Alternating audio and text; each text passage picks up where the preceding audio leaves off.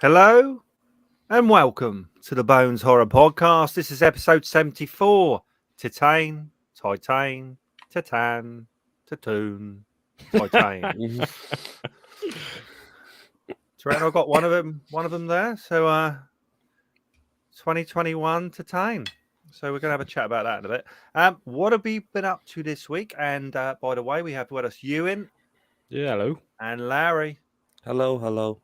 Jess is back. Back again. I was waiting for that. I didn't think you were going to do it. But yeah. So yeah, we're all here tonight. Jess is in a new place, so she's been busily moving for the last couple of weeks. So it's good to have you back, Jess. Yes. This week, today, right? Let's talk about today. Today, I went out playing crazy golf in Southampton. You know what crazy golf is for our American listeners? Oh no, it's like golf, but crazy. That's how I would say. And I won actually out of 5 people, so I was very proud to win. And then went out for a beer or two, and just got back recently. Didn't watch too many films this week. I'm not sure why, but I didn't watch too much. So, Ewan, what have you been up to? I'm trying to think. I did go to this on Tuesday night. The South Bank Centre in London was holding this event for Ukraine. Essentially, it was called Slava Ukraini. It was a really interesting. It's basically a night of sort of like classical music from Ukraine and sort of poetry from Ukrainian authors and stuff like that. And there were readings by like Ben Whishaw and Jonathan Price, and Maisie Williams actually was there as well. And it was I don't want to start on a dark note at all on this podcast, but it was a very moving evening. So I did that on Tuesday. The rest of the week was mainly watching like spontaneously, because sometimes in my job you just have to do. You're told to do things like suddenly, and I had to watch all 8 episodes of We Crashed, which I'll probably talk about later. Okay. Which is about the people in charge of WeWork, which is like a workspace company, and it stars Jared Leto and Anne Hathaway. It's quite good, but so I had to just quickly watch all those this week and review it. And yeah, that's my week really. Larry. Just the same. Interesting. Same old. Same old. Literally, it's the same. Filming, taking a break, watching a film. I didn't watch too much. I was quite the same though this week. I didn't watch too much. I did rewatch one of the Back to the Futures, where I think it's the third one, where there's a scene in it where they're all on the train and saying goodbye to Doc and his new wife and the kids. And then I never realized properly how prominent there is of this kid in that scene who just gets the camera guy on film and asks him to come in closer and then points straight to his dick. So I was like, what? I didn't know that. If you just search it on YouTube, it will come up. It's just that whole scene at the end where they're saying goodbye. And this kid's just hilarious. Don't know why he does it, but it really made me chuckle. That might make that ending better then. Yeah, I was going to say, just look out for it. Yeah. It's really funny. That was about it. Jess, what have you been doing in the last few weeks? Moving and organising, working. I did go to Gunwolf Keys yesterday for a wander around. Nice. And then we went and just chilled in the park with some friends today. So yeah. Take it easy. Yeah, it's been really nice weather as well, hasn't it, for once? This last few days. It's been lovely. Shall we move on to chatting about Titane? It is Titane. So it's 2021, 108 minutes long. I watched it on Mubi. I think that's part of my... I think I had to pay for it for the first month through iTunes or Apple. What was the other film that we watched on there? Lamb. Yeah, so we watched Lamb, and then I watched that one, and I was like, great, this needs to be a main feature. So, hi, Dan, how you doing? This Saturday, it's party night. Day confusion. Woo. Yeah. That's good to have you on here, Dan. You could come on if you want one day. Be good. Get the Swedish chef on here. So now, what was I saying? So it's directed by Julia Ducanu. Come on. Yeah, correct me. again, that's another pronunciation which I'm not into. I mean, I pronounce it Durkanau, but Ducanau. but I might be wrong. I would say Ducanu. Does that sound more French? Yeah, I don't know. Ducanu. know. Agatha Roussel is Alexia or Adrian, and Vincent Linden played Vincent. Had a box office of $4.6 million. I don't know how much it cost to make this, but I would have thought a fair bit. Yeah, Looking at it, yeah. it looked expensive to me. Mm. Rotten Tomatoes, what are we thinking? Maybe in the 70s. I think it's going to be lower. Really? I actually think it's going to be lower. I think it's going to be the 60s. Mm. I don't know. Actually, I don't know. I don't know. I don't know. Yeah, I'd say around about there. Jess, I don't know what to do about that. Jess is having issues putting some stuff on the screen, and I don't know what I can do. I think it's because I'm not logged into the thing, so it's not letting me. It's letting me. I Share can my add screen, you but to the I can't stream, switch. but You'll have to switch if it I for me. add you like that, you're going to have to do something. Yeah. Oh blimey! I'm not used. I'm not used to dark mode. I was thinking that was something else. Oh. Anyway, listeners, we have an issue at the moment, but not to worry because we love to show Nice. trailers and things, but we can't unless Jess Show- can sort it out. Show that on the stream just halfway Yeah. Well, I through. can have it there. You'll just switch it, and then I can play. Iconic drum how beat. about now, Jess? Have a go at that.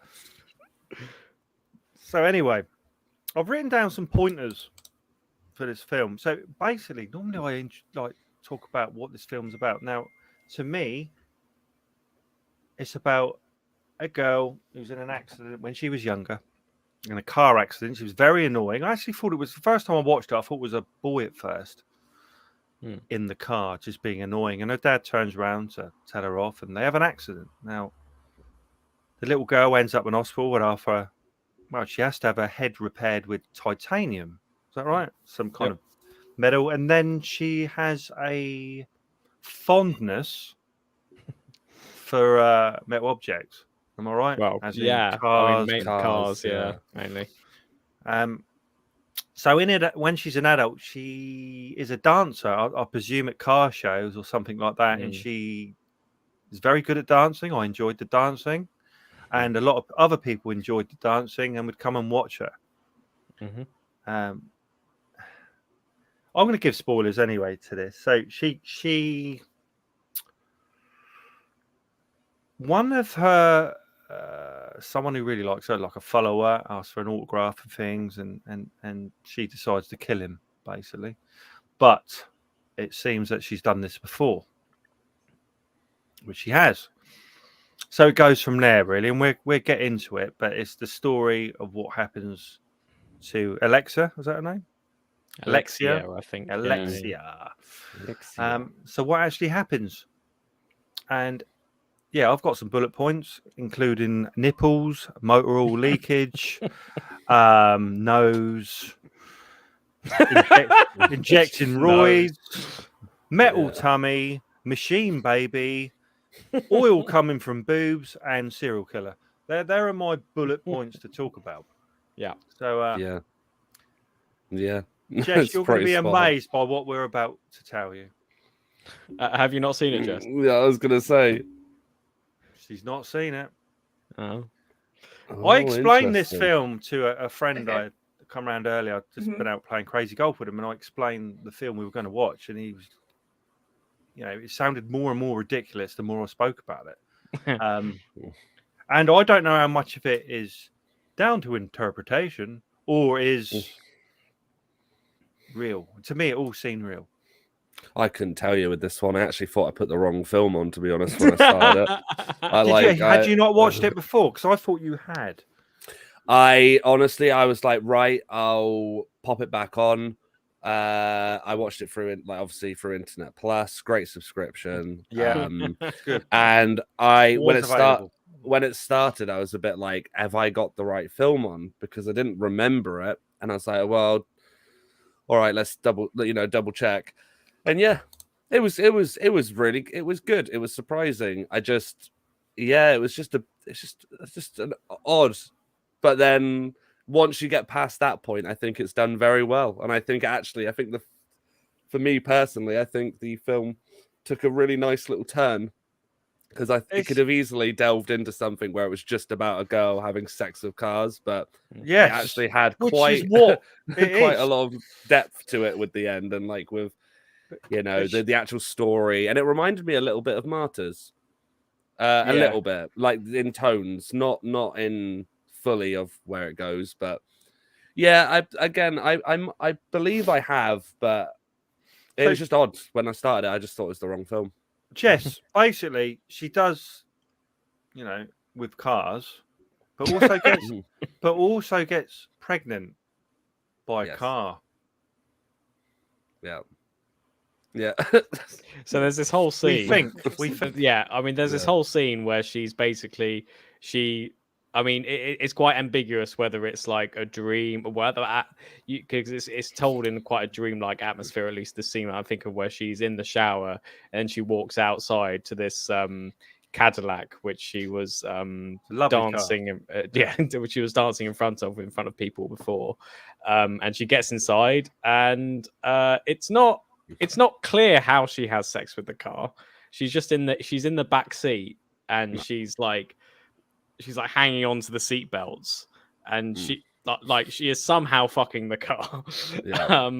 And then she realizes that she's pregnant with a sort of a car baby situation. She gets a bit chubbier.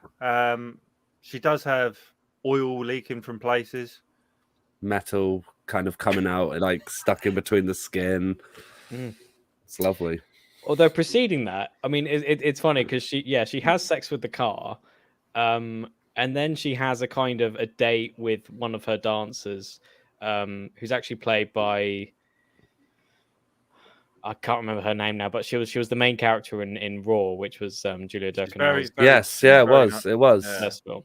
And she's not actually in it for very long because they end up going back to her place, which has a few people in it, and the main character Alexia ends up just slaughtering everyone. It's quite an interesting flip, because it's sort of like they're just talking, and then Alexia decides to kill this girl with her hairpin.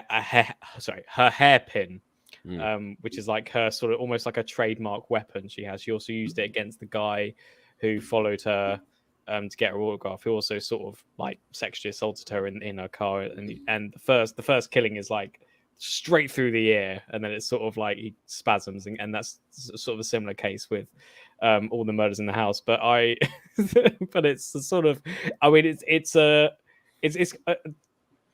it depends. Sometimes the reactions depend on who you are, and I watched all of that scene, both grossed out and finding it hilarious at once, because the sort of the deaths are so ridiculous. I mean, there's one point where she gets like, I think it's the leg of a chair or a stool, and just drives it through this guy's mouth and just then sits on it. They're sort of like ludicrous death scenes, but they're also very funny and very sort of well coordinated.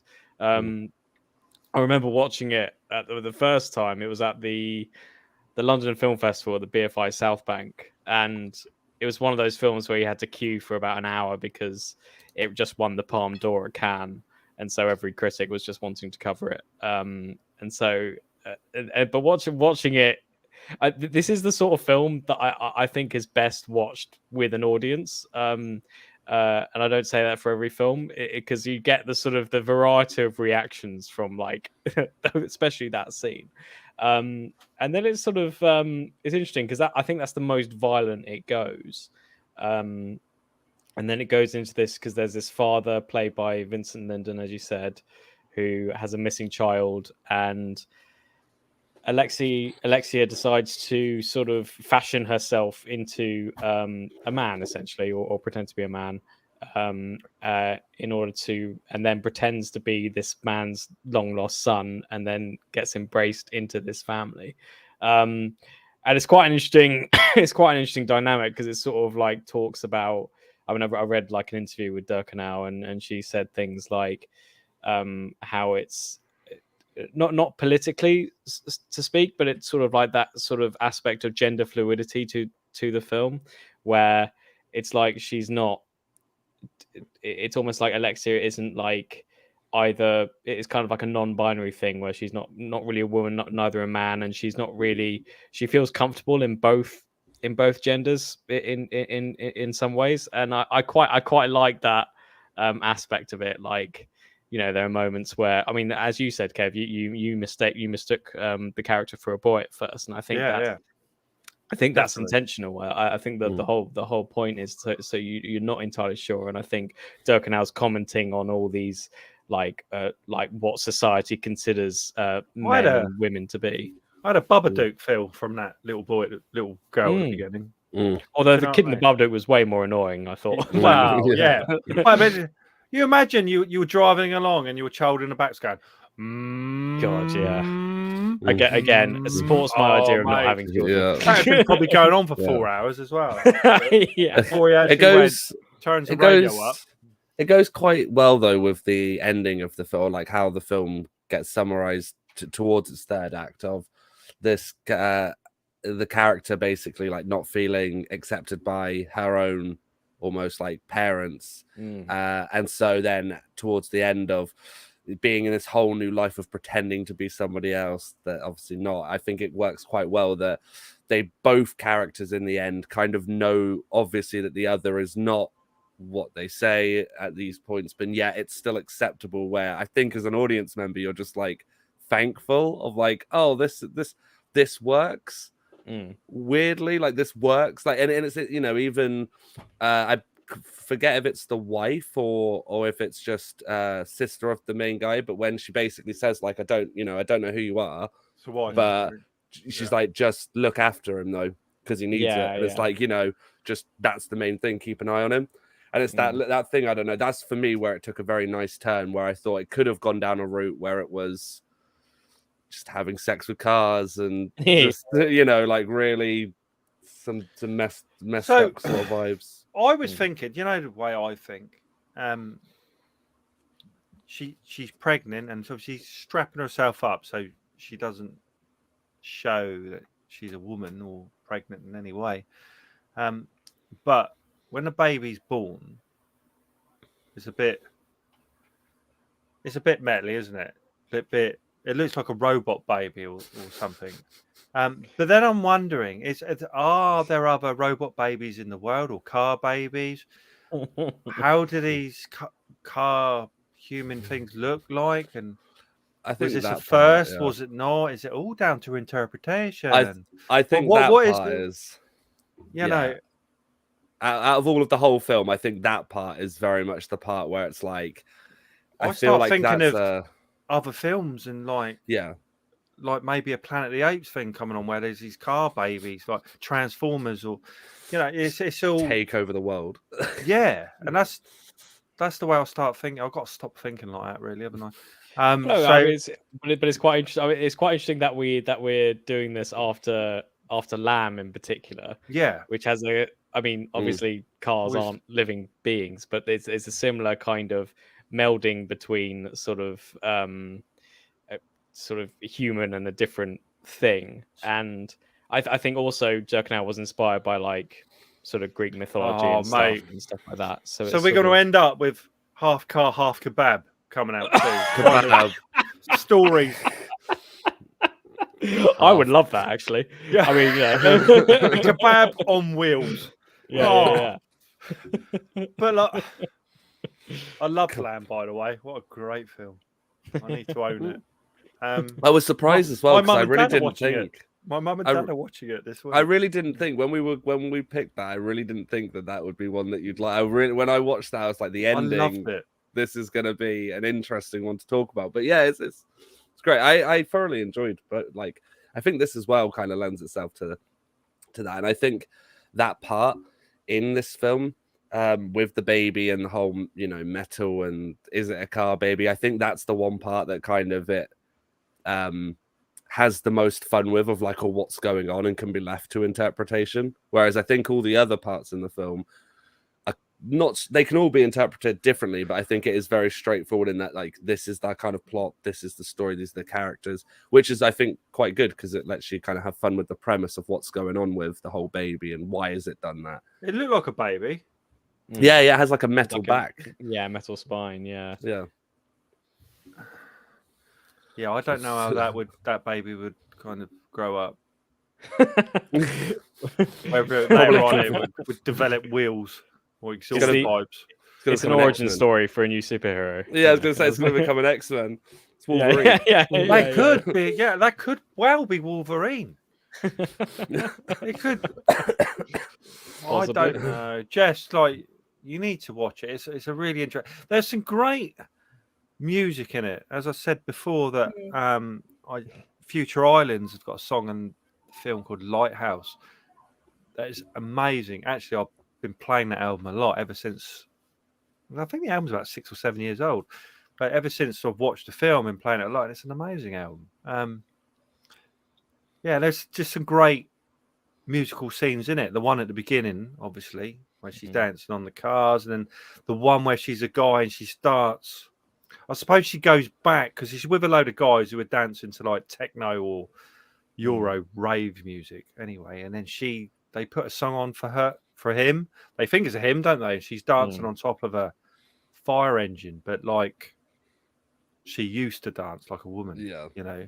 Well, it's a very interesting scene, that, because there's also, I mean, I think one of the key parts of that turning point where Alexia essentially pretends to be a man, or, well, you know, whatever you want to call it, and it kind of almost clashes with the sort of the father's sense of masculinity in himself. He's like a very sort of built up, and he injects, like, I don't know what they are, they're like steroids on the roids. Or into his ass, and in order to, and he's aging. He's clearly scared about aging and losing a lot of his strength because he's a firefighter. And that scene where he's also trying to raise Alexia / Adrian into more of a man, essentially. And so he sort of tries to sort of smack him and punch him and trying to make him tougher and her tougher and stuff like that. And then it sort of culminates in this scene because all these firefighters are men, and they're all very sort of hyper masculine in a weird way. They're just sort of like want to show their metal. And during this like dancing scene where they're all sort of dancing around each other, Alexia / Adrian gets up on the fire truck and does the same dancing that she actually did at the car show. And it's a really interesting scene because it's sort of like, it kind of reminds you of how sometimes these like divisions between men and women, or perceptions of men and women can exist, and you see all the men looking really uncomfortable just because this who they think is a guy is dancing in a sort of, you know, a way in which like an exotic female dancer would dance. And it kind of like it drives a knife through like those kind of perceptions. Jess, you got this attractive female who, by the end of this movie, after she busts her own face up, and I mean, I've watched it twice, and there's a scene where she breaks her nose that I can't watch. No, it's awful. Like, it's horrible. full on. It's on the edge of a table. That kind of thing, Jess. So, and her nose is bent up, proper, like black eyes. It's very hard to watch. I haven't actually watched the scene still because I can't do it. I had to look away. It's because it lingers as well. She does it, and you see it all, and then she just kind of stares at herself in the mirror and starts like laughing, and it's just the special effects of the nose are just like, she's walleyed her nose. But what I found interesting about the film as well is that it goes into that old, like, there were like, God knows where this was. I think it might have just been on YouTube, but there are documentaries of people who obviously do have sex with quite From that, yeah, like to that. just kind of like different object. And I know there's this one guy, there's a documentary on, who did have sex, who did have an emotional relationship with his car. So yeah, just interesting. I guess it can be done. Yeah. I mean, it's there's been a common thing in movie.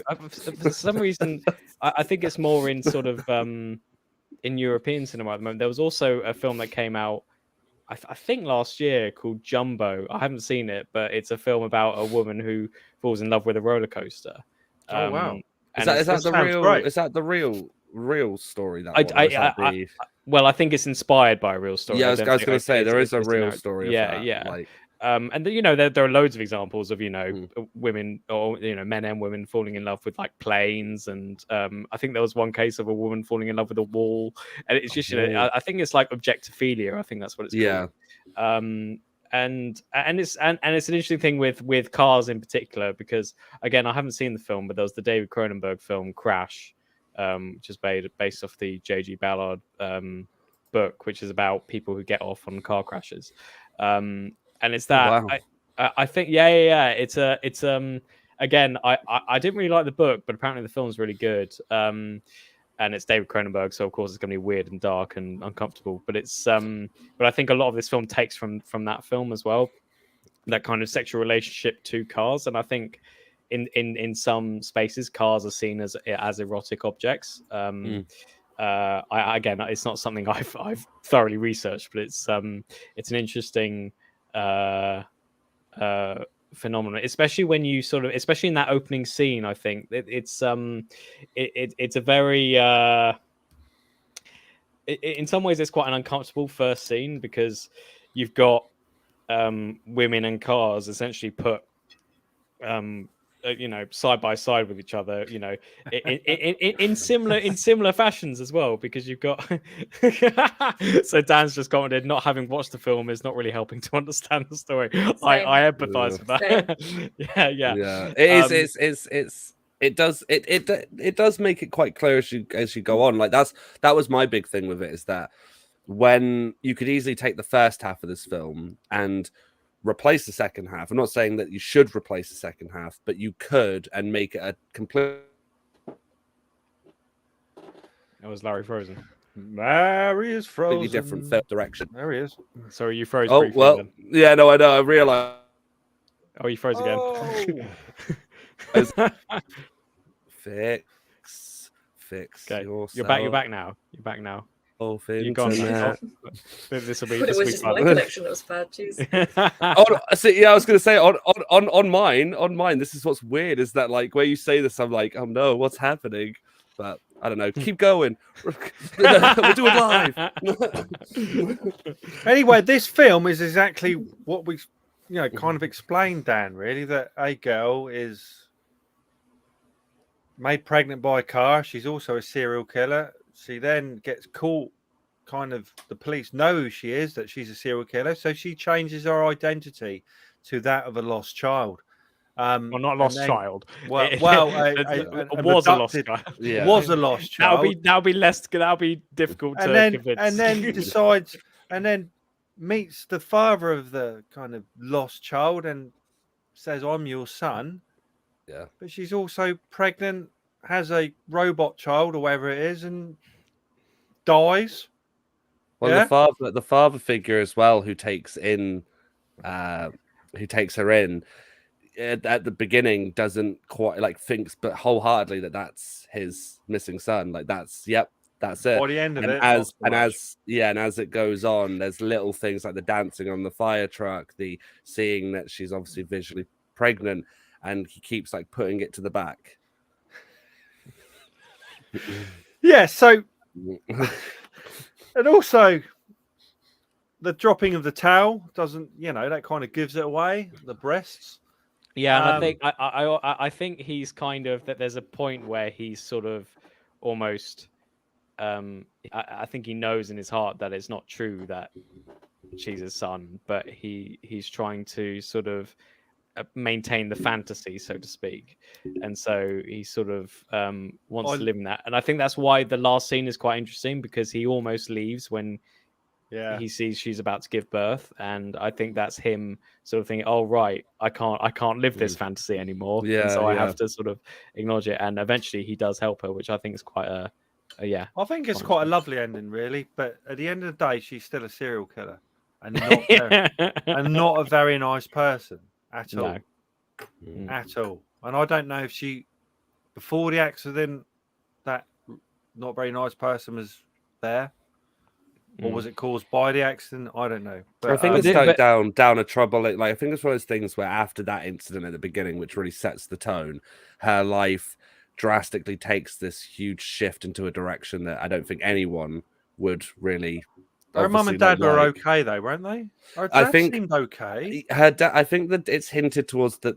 The dad was very heavy on, because when the other gentleman who takes her in, thinking obviously it's the son, the love and kind of care that he shows her is something that, at least what I get from it, that she's not kind of experienced, so she feels more. I think they are quite distant. Yeah. She feels more settled with that. That being annoying in the back of a car thing, I've experienced on many, many times with children. And my wife has even been like flashed by a camera for speeding because she's telling the boys to shut up, and then gone through a camera and got flashed for it. So like, but that's the only thing. He turned around after he turned the radio up, which I thought was fair enough. You know what I mean? Drown out the noise. That she starts booting the back of his seat. He turns around though, doesn't he? And tries to, because she's booting his seat. And no, she undoes his seatbelt. Yeah, she undoes her seatbelt because she basically, there's like a back and forth. She undoes her seatbelt. She like kind of turns around to look out the back window of the car with no seatbelt, and then the dad, sees that she's doing this, and then goes like a 360 in his seat to try and grab her, and then quickly tries to grab the wheel, ends up skidding the car. And it's only like the main force of the impact is at the back of the car that smashes into concrete, which obviously gets her. But from a personal thing, I completely she is agree. not a very nice person. Yeah, but that's what's interesting to me. What rewatching the film, because I remember really really liking it when I first watched it. I think I like it slightly less on the second watch, just because I've realised that there's, as you say, Kev, there's no sort of I say no. There's quite little emotional connection that you can sort of develop with these characters. I mean, I think you can develop theories about these characters, but I think Durkanau deliberately, to a fault, she avoids exposition. Except in very basic ways. So you get the classic newscasts where they sort of announce, here's a missing child, and that's sort of like an easy way to sort of get it. But other than that, there's no real explanation or much explanation about some of the characters' history. We other than the opening scene, we don't really know much about her. And I think I didn't really like that the second time. I think the first time I was just looking for all the shock value, and I liked all the shock value. But here I was kind of, I don't know, that there's a sort of, I felt slightly empty because I did empathize with her a bit, because she's clearly going through a sort of gender dysphoria thing where she's not entirely sure who she is, and that's quite. But I didn't know that much about her, and I know that's deliberate. I know that's that's the whole. It kind of goes with the whole spontaneity of the film in some ways, in that you don't really know where it's going to go, and then it settles in this sort of weird place. But other than that, it's still. I mean, it's still good. I still like it. It's just I don't have that. I think a strong emotional connection to it. The scene where she's in the house and the nipple girl and her friends.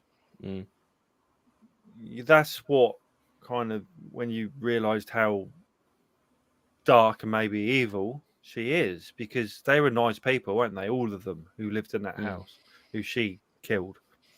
And she was relentless about it. She didn't have to do what she did. And I don't know what was driving her to kill what was it? 4 people, 3 people. There was a few, wasn't there? I think it's like distress. I think it's again just goes down to distress. I think it's quite left ambiguous to kind of think what's this person kind of been through since we've seen that first opening. But that was yeah. a proper serial killer, like definitely. You know, it was proper horrible. Relentless, you're gonna die. House that Jack built sort of shit. Yes. In some ways, yeah. But it's interesting how it's like the first murder she does essentially is to a man who essentially tries to assault her, and it's quite interesting that that's the first murder. And I think with everything else that she has, so you know, gender dysphoria, trauma from the accident she had when she was a kid, I think maybe that was all sort of building up to this like rampage where she just like, and again, as you say, it's for no reason. I do wonder. I mean, obviously, I think you're right. It is left to ambiguity and interpretation, but I think also. I think Durkanau likes the shock value in some ways. I think she likes the fact that you don't expect that she's going to put a hairpin in front of this woman's face, and she doesn't look in pain either. When that girl, you know, nipple girl, when she has it into her chest. Why I say that, and we haven't discussed this, kind of they have a bit of a kiss, and how to explain this? She has a nipple ring.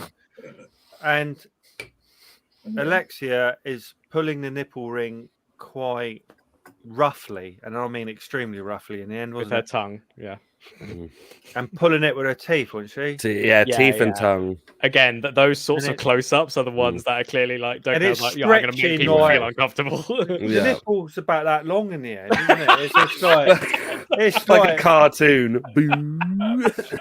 But it's like weird. Weird. Anyway, so Jess, how would you rate this movie on what you've heard? So yeah, she dies in the end. Anyway, giving birth. From what I've heard, honestly, a 10 out of 10. Yeah. So like Dan doesn't. He's got an automatic by the sound of it. I think that's what he means by I don't even drive stick anymore. That's quite an American saying, isn't it? Yes. Firemen, serial killers, cars, French techno. I'm watching this soon. It's a good idea, Dan. Oh, Dan, you need to watch it. It's great. It's right up your street, I would have thought. It is good. So Jess is saying 10 out of 10. I'm going to give it an 8. I really enjoyed it. That and Lamb is... I feel quite enlightened recently, actually. And then I went and watched House, but I'll talk about that in a bit. Yeah, I give it an 8. I think the music's great. I think the characters are great, all of them. It's quite dark. I don't know. It was just so different to what I normally watch. So yeah, I loved it. So 8 out of 10 for me. Ewan? Nice. I would give it an 8 as well. I think when I watched it the first time, it was a 9, but it's just gone down to an 8 for me. I do love all that because Julia Durkanau is clearly almost obsessed with how bodies work in some ways and sort of are like relationships to bodies, different people's bodies or perceptions of bodies and stuff like that. And I really like that aspect of it.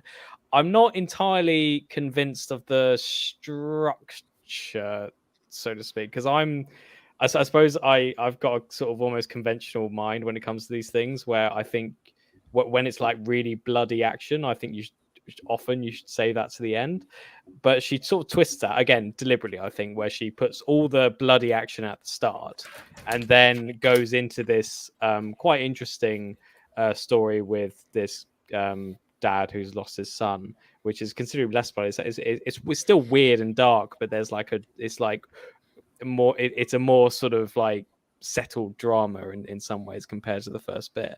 I'm not entirely sure if that works for me, but I still found it very interesting, and I love the themes that she's trying to cover. But I am sort of, and I'm sort of looking forward to a third film. I'm wondering if because I think that I feel similar things about Raw as well, where it's sort of I've not seen that.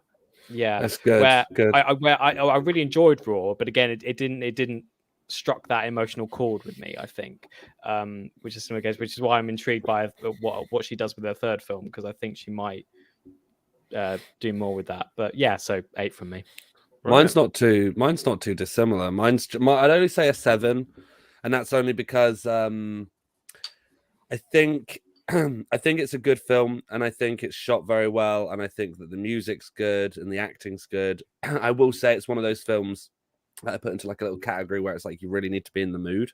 Yeah. You can't just like grab this film off the shelf and just be like, "What are we watching? This?" Yeah, you have to really kind of like be in that mindset. But yeah, no, it was good. And like I said, I prefer Raw, but I think that's only because I think with that film, I was quite pleasantly surprised to see a cannibal film that took a very different direction. This isn't the Eddie Murphy film, Raw. No. No. No. Okay. No. Right. So that's done pretty well with it. I don't know if I'll watch this again for a while. Probably not. But it was good, and I feel educated for once. But it was good. So, shall we move on to Dan's hot pick?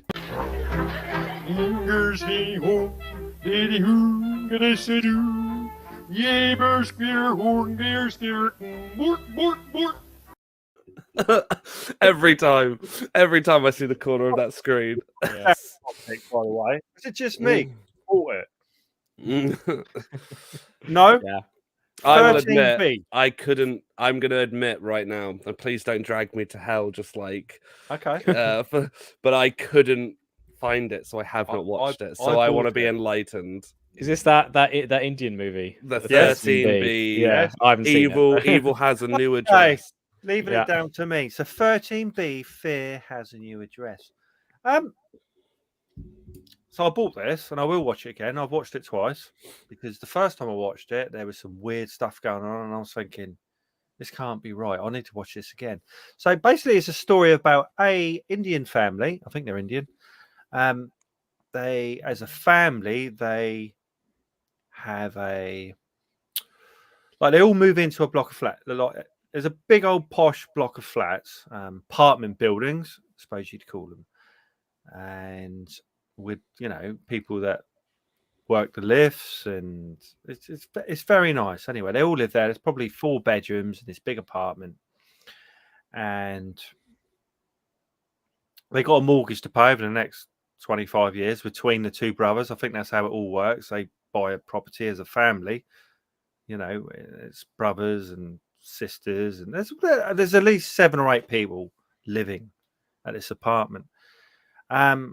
When one of the main character, when he gets in the lift, it never works. Okay, anyone else? If he gets in the lift with anyone else, it will work. If he gets in there on his own, doesn't work. So his family start watching. All the women, all they seem to do is stay at home and watch telly and cook. Right? I don't know if that's a thing in India, but that's all they seem to do. So they're watching this, like, what are they called? Soap operas. Yeah. Mm. But one of the soap opera they are watching has a family very similar to their own. And they're watching it, and things are happening to this family that ends up happening to them. And it's like their whole house is possessed by some kind of ghost thing. And it's fucked. Right. I was watching it and was trying to get my head around it. There's things, people nearly dying and them rushing to save them because this guy's worked out that whatever's happened. Yeah. So whatever's happened actually happens in real life. There are a couple of scenes where all of a sudden there'd be a 3-minute musical thing in Indian about people wanting to be in a room made of clouds, because I'm watching it obviously with subtitles. So very, very Indian film where there's all the singing and dancing and all that stuff on a beach or whatever.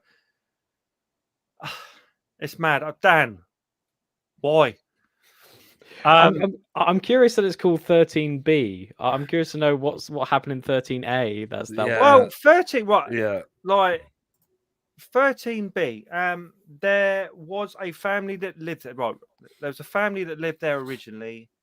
On, I think, the plot, so maybe 30 years before.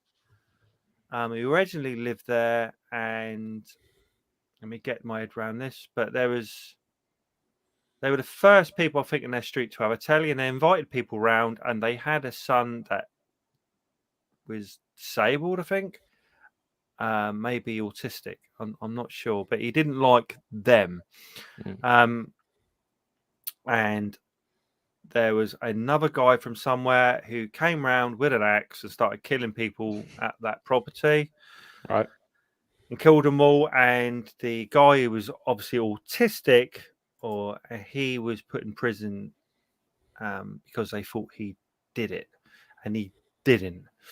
And that's what it's all about. And I honestly, I'm not making any sense here, because I was struggling to make sense of the whole thing, because some of it, I don't know if Indians are all like this, but some of it was in Indian and some of it was in English. Like, it was literally be a minute, and then they'd throw a few English sentences that is a common thing in India. I've been there a couple of times actually, and they have, at least when I was like watching in the hotel room, you just like switch on the TV and there'd be like a reality show or whatever, and often they would in the language they speak between English. But I don't know if that's common like in general social situations, or if that's just for TV or film. I'm not sure, but yeah, that is a common thing.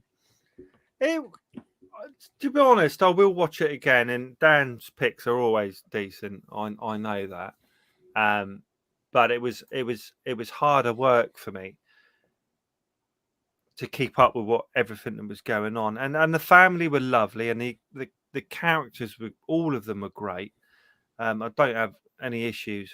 And as Dan's saying, there's the Indian music videos in the middle of the story, like on a beach, and the couples, and even, and Dan would probably agree, the end credits are amazing. There's like this weird rap song they're playing. I can't even remember how it goes, but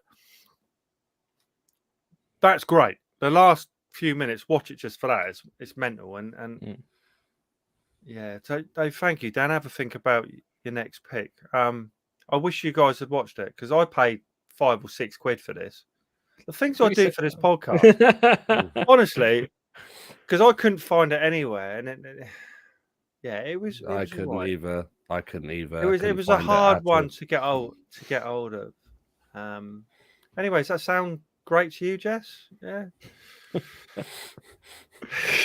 The silence.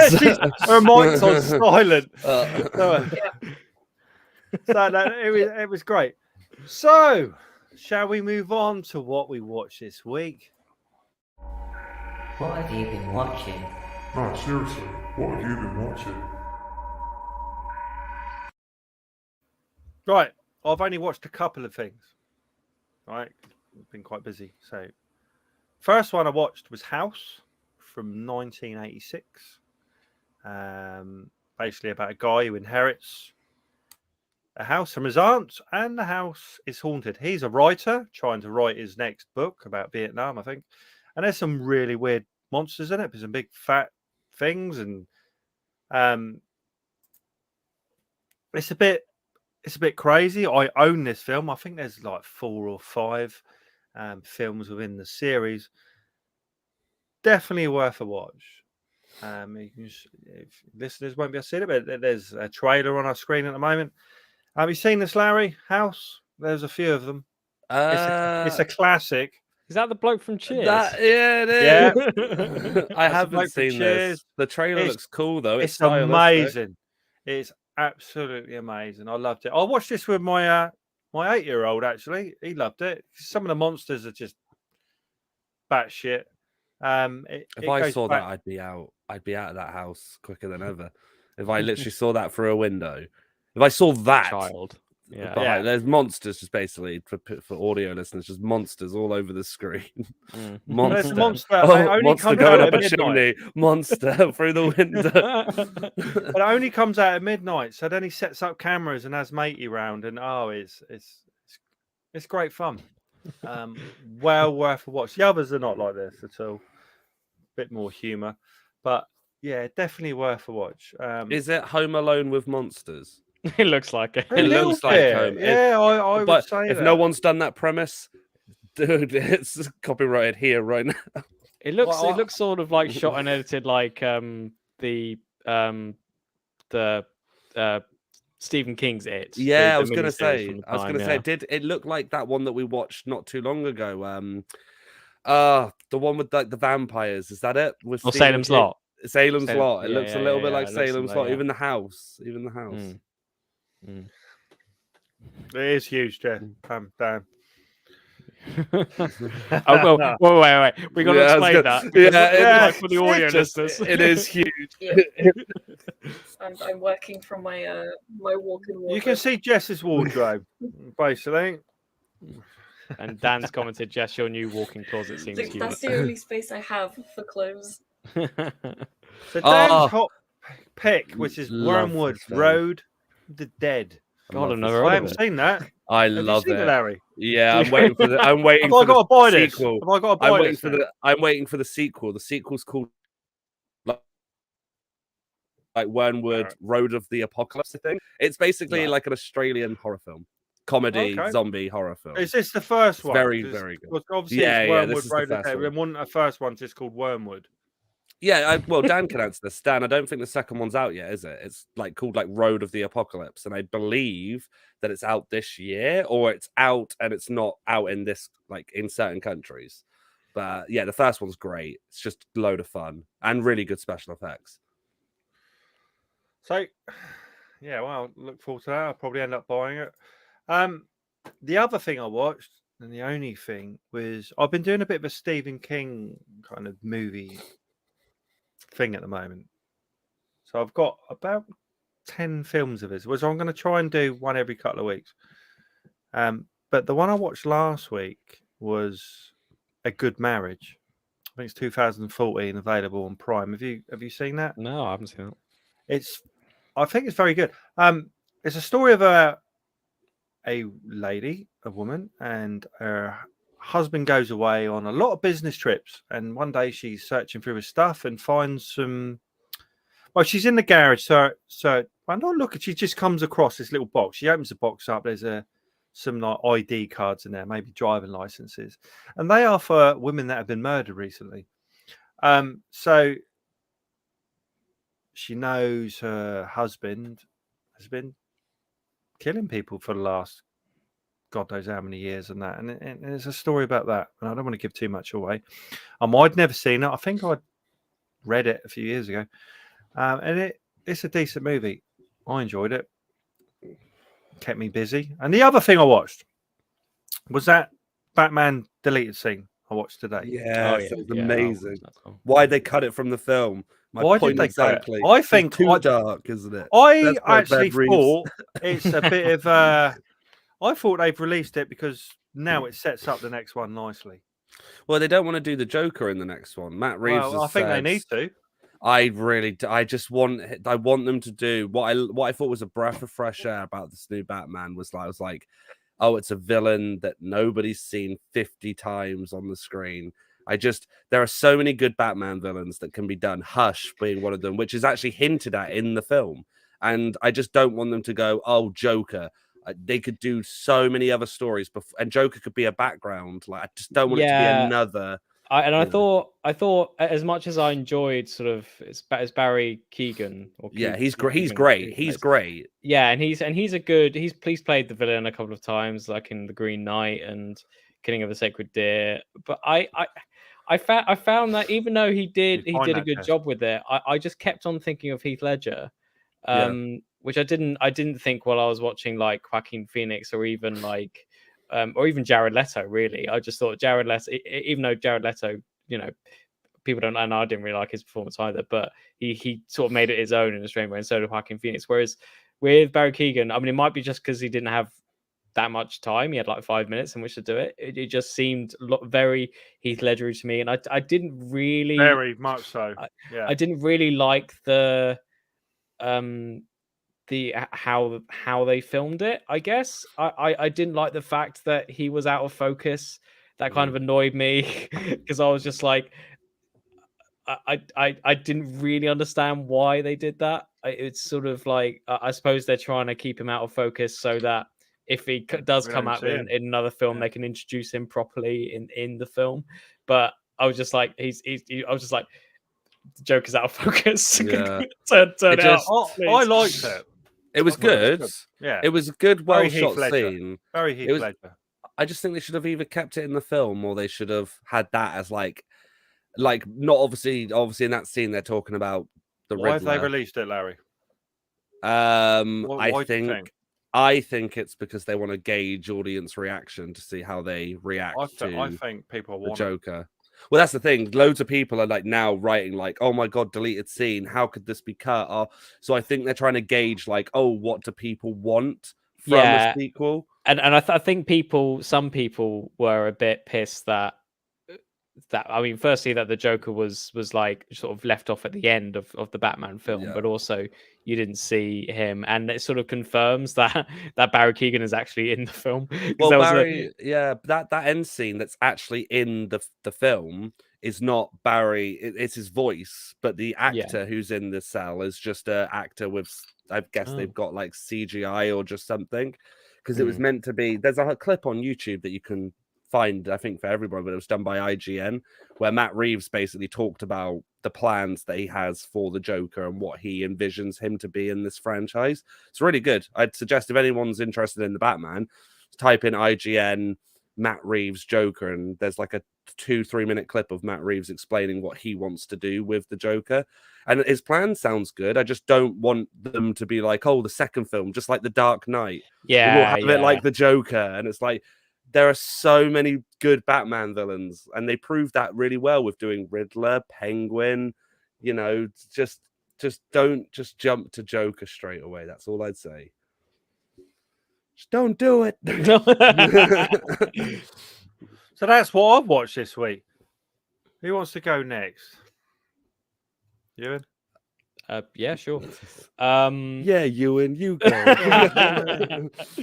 I watched there's a Norwegian film that came out recently called The Worst Person in the World, which has been hyped for a while. It's been getting 5 stars everywhere. It's kind of like a rom-com about this woman who's 29, about to turn 30, and she's very unsure about where she's going in life, what she wants to do. So she keeps on flipping between sort of university courses, career paths, and hairstyles, and all the stuff. And then it's basically her story via like 2 boyfriends that she's had. And it's quite a charming film. It's quite enjoyable. It's quite surreal at times. So there's this whole scene where she's about to break up with her boyfriend. And because she's essentially fallen in love with someone else, and then she considers she's about to break up with him, and then beforehand everything sort of time freezes, and she suddenly sort of goes into a world where time just sort of has stopped still. And it's so it's quite it's a rom-com, but it's sort of like a twist. It's a sort of twisty rom-com. It's not as good as I was expecting it to be, probably because it was overhyped because everyone was giving it 5 stars, but it still really works, and I enjoyed it, and I thought it was fun and funny and quite realistic, because it's quite sort of, in some ways, in very loose way, similar to Titane, in that you're not sure where it's going to go, and it's sort of it's quite a spontaneous narrative as well, so you're not sure. But yeah, so that was a good one. Also, on Friday, the second season of Bridgerton came out, which I'm not sure if any of you are interested in, but I did watch the trailer. I watched the trailer for it because it always pops up on Netflix. But yeah, it's it's a guilty pleasure for me. I'll admit it's an enjoyable like if you just want something just to like numb your mind that doesn't yeah, so Kev just mimicked a noose going around his neck. I don't blame you, to be honest. I don't blame anyone who hates this series, but it's so sort of but here's the interesting thing is that the first season was sort of notorious for having a lot of sex in it, which was kind of like a right. yeah, which is it kind of like trademarked the series because it's like, oh my god, this period drama has like really sort of like really hard sex. It like throughout the whole I think episode. people forget that people did have sex in the old days. don't they? Yeah, I know. No, they didn't. That's a myth. But that's what I find interesting about like period dramas made now is that I feel like you kind of have to have a bit of sex in it in order to make it interesting. But the interesting thing about the season 2 of Bridgerton is that there is significantly less sex in it. And I'm not, I don't want to be one of these like, horrible men There's online no sex. saying, "Where is the sex? Where is the sex? but it's funny because it kind of because the sex isn't like, well, it is a bit gratuitous, but it's not like harsh or horrible or anything like that. It's quite nice. It's quite nice sex, but it's interesting that the second season doesn't really have that much in it. And I think for many people that was the sort of USP of Bridgerton, and that's one of the reasons why it's one of the most watched Netflix shows of all time. Is that it's sort of it kind of like twists the usual genre of the period drama. To be fair, it does give a whole new name to the Bones Horror Podcast. Yeah, absolutely. If you decide to, yeah. Every film rate that. Yeah, but it's how many boners would you give it then? Well, I've only watched the first 3 episodes of Bridgerton. I'd probably give it a 7, just because I'm enjoying it. The older series would have had more bonus. maybe but I mean you get loads of like silly stuff as well, like this whole storyline about a guy whose father just suddenly dies because he's stung by a bee, and it's sort of I'm sure back in the 19th century that might have happened a lot, but like by today's standards it kind of looks a bit silly. Didn't that happen in a film? The whole episode. Didn't that happen in a film? Oh, what's it called? And it had the kid from Home Alone in it, and he gets stung by all those bees. My Girl. Is it My Girl? Yeah, My Girl. My Girl. It is, or My Girl 2. One of those 2. And he gets stung Okay. by all the bees. But it can't. I mean, it only reminded me of like the 2006 remake of The Wicker Man. Yeah, not the bees. Oh, the bees! Not the bees. It's hilarious because this character like sees his father like die by a bee sting, and now this is like a flashback, and he's back, and whenever he sees a bee, he just completely freaks out. And I get he has like PTSD or whatever, but it's kind of funny just him getting completely fucked over by a bee. And also, I watched We Crashed, which I talked about at the top of the show, where I had to just suddenly watch all of them. I think the first 4 episodes are on Apple TV Plus now. So it stars Jared Leto and Anne Hathaway, and Leto plays the CEO of WeWork, which is like this workspace company that sort of like it's one of these companies that take a very spiritual message. So it's like, this is not just a workspace, this is a community, this is a way to feel sort of spiritually enlightened. I think one of their taglines, like at the time, was like, "We want to elevate the world's consciousness," and it's like, well, you build offices for people. That's what you do. Wow. But that was the interesting thing, was that this guy who started this company, I mean, you kind of like him in some ways. You kind of like his leadership and stuff, but then you get into a weird. Sorry, Dan's just commented saying, "Never have sex in the Suzuki Swift. There is absolutely no room to move." I'm sure that's true. I'm sure you tried that as well, Dan. I'm sure. I'm just amazed Dan's got a Suzuki Swift. That's what makes me laugh. I thought you had a sled or something. Do you know what I mean? Yeah. But it kind of, the We Crash kind of like goes into this thing where it's like it kind of develops into a cult where Adam Newman, again played by Leto, is kind of like the leader of this cult, and he then spends loads of money, millions, on these massive lavish parties for his co-workers who are being paid considerably less, and it kind of culminates that. And then there's this one episode where they clearly have like title cards of how much they've lost that day, the company, and it's stuff like 1.9 million lost today, just today, and it's like millions every day just lose. So eventually it's sort of and this, this isn't the spoiler because it's like, it's real life, where the company just almost goes bankrupt and they have to fire him. But it's I thought it was a very interesting series, and it kind of fits into, there's this new kind of genre now in TV, especially on Netflix, where it's like the grifter genre. So you see things like the Tinder swindler and Inventing Anna, of people just sort of like,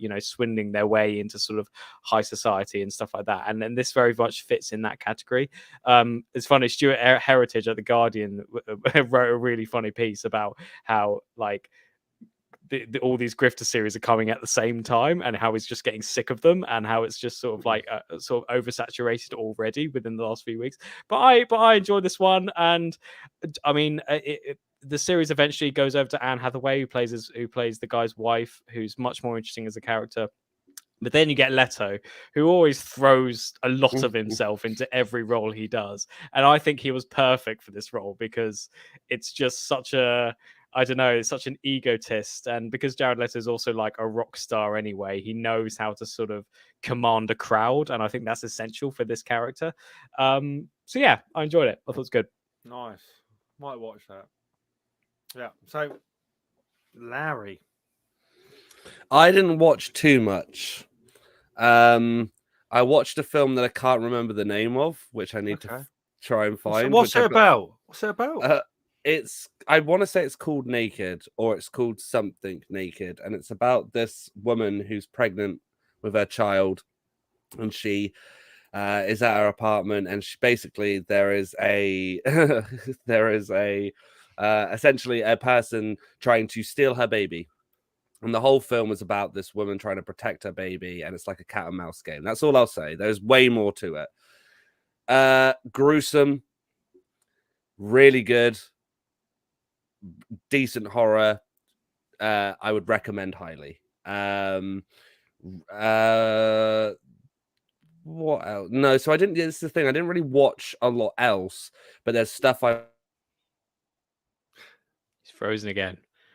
I'm looking forward to, which I thought There I he is. mentioned. You're back. Moon Knight. Wow, can you guys hear me? Oh Yeah. I'm just going with it, to be fair. Yeah. Yeah, I haven't watched a lot of stuff, but stuff I'm looking forward to. Moon Knight, can't wait. It was mentioned by Dan earlier. Looks great. That's next week. Isn't it? Really excited. Although Oscar Isaac's British accent in the trailers, at least, everything. I don't know. I need to watch it, but every sentence sounds like it's got the same. He's tone. Getting everywhere, isn't he? He's in everything. Yeah. A24 are releasing some bangers. It looks like X. I really want to see that. Men, the new trailer for Men looks amazing. Yeah. I'm going to see X next week. That's not A24, is it? Yeah. X is. Yeah, so I'm going to see that next week. Best film company. And it's just they just release bangers after bangers. Have you seen X yet? No, I haven't. I've been told getting mad reviews. Yeah. So I'm going to go cinema next week, probably Tuesday, I think. Yeah, and then come with me, Jess. What time? I don't know. I think it's on about 7:20. The train gets me back at 7, so potentially yes. That'd be tight. Yeah. Well, that actually leads me into something. Ironically, yeah, I was going to suggest that for Doctor Strange 2, that we try and all see that, because that comes out in May. Yeah, Yes, potentially. Yeah, and then The Northman as well comes out. I'd like to go and see that in a couple of weeks. So I think we double bills, Marvel and horrors. So that's it. That's about it for me. Like I didn't really get to watch a lot of stuff, but there's a lot of stuff I'm looking forward to that I've noted down in my list of what to watch. So, okay, Jess, have you? Yeah.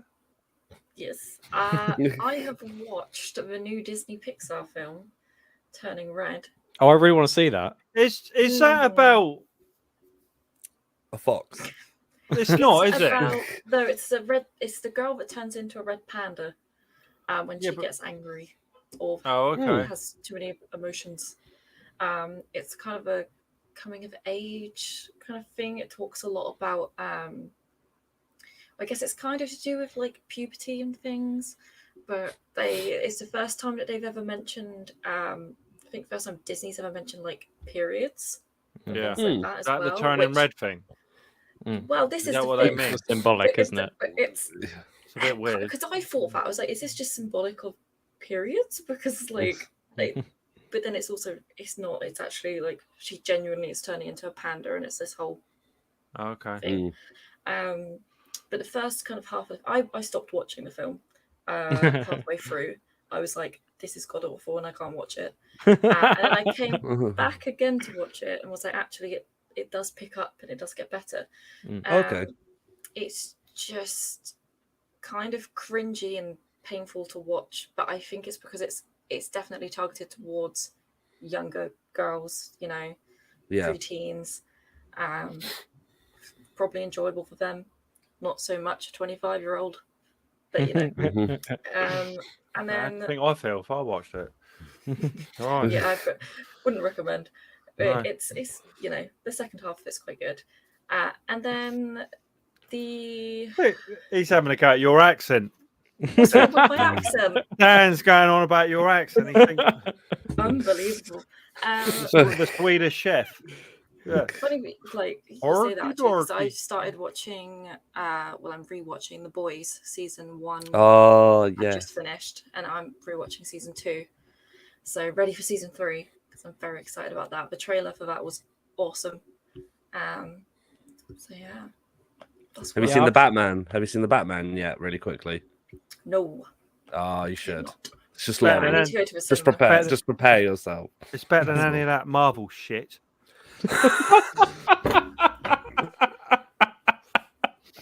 You're being like Julia Durkin to her audience, just pointing to shock. Honestly, I say that. It's true. We'll agree to disagree. Yeah, I was gonna say it's just like nod politely. Jess, you've not Nod seen it. politely. Honestly, it's different level. Okay, Different level. sure. I believe you. Yeah. There's no Ant-Man. No, none of that fucking bullshit. Man. Be hilarious Just- if he turned up. Yeah, halfway through the film, just add man. Paul Rudd, just Yeah. like, popping his head up. It's not multiple dimension bullshit. It's like it's a great film. Isn't DC Maybe though it's- doing that as well? Isn't the Flash film meant to be about multiverse and bring Yeah, back probably- the old probably, Batman, Michael Keaton probably. Batman? It's Yeah, just because mate. you're Yeah. easily confused. That's why. Yeah, probably. Yeah. So what are we going to do next week? So we talked. I know Larry said a film that he doesn't know what it is or what it's about.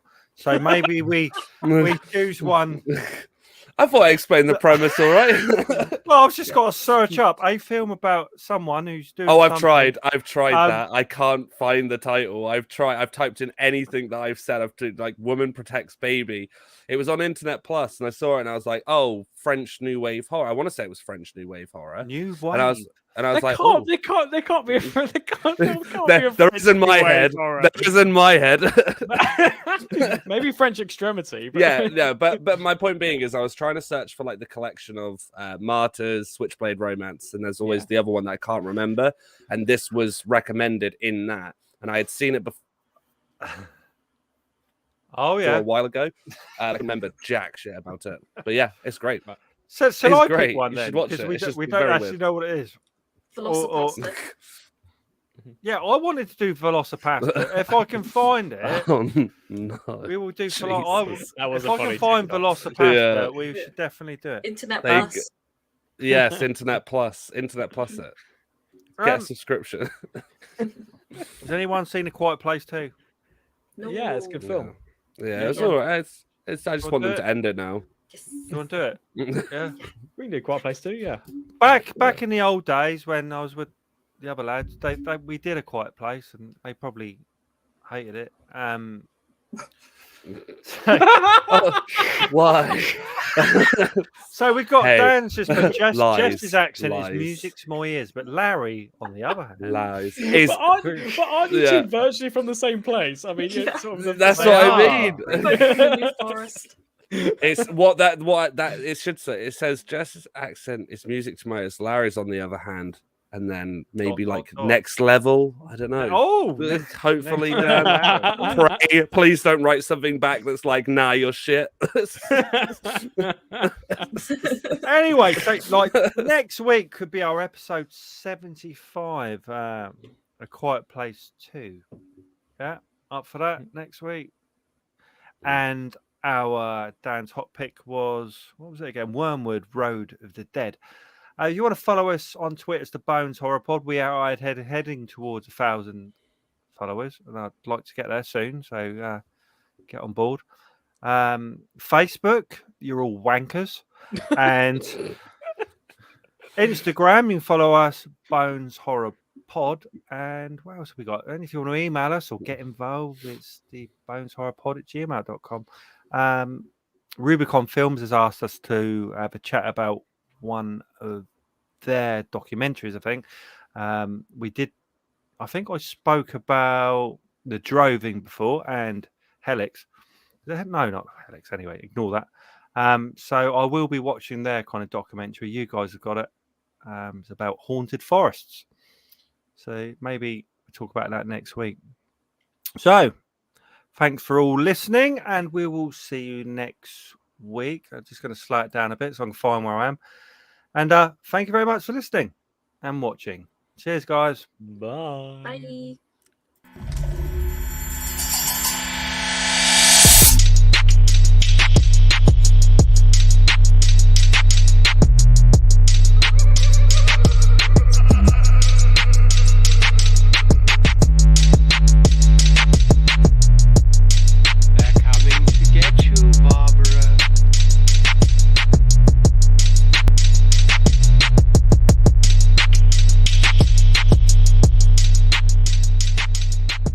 Stop it!